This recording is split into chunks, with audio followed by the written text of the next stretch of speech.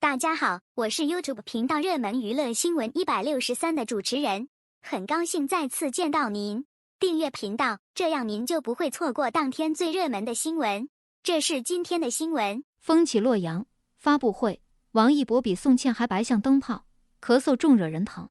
这段时间播出的电视剧非常多，竞争也很大，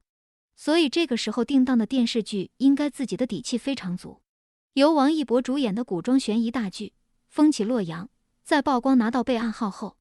终于官宣定档了。随着这部电视剧播出时间的日益临近，官方的宣传也越发紧张起来，不仅在各大城市的地广铺开，网络上面的互动也多了不少。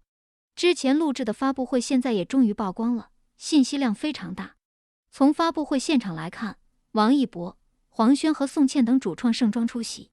王一博则穿着一身黑色西服套装，里面搭配白色衬衣，大长腿非常明显。三位主角同台的时候，王一博居然比宋茜这位公认的大美女还白很多，被网友调侃像灯泡一样，确实看得出来她皮肤超级好。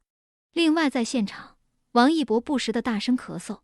视频中听得非常清楚，他当时已经生病非常严重了吧，真的是惹人心疼。发布会现场三人的互动非常有爱，王一博更是提到和黄轩在片场时两人对视就会大笑，看来两个人的关系处理得不错。从此次发布会现场看，曝光了几位主角的拍摄花絮，看得出来王一博在拍摄现场的时候，整个人精神十足，不仅万物皆可转，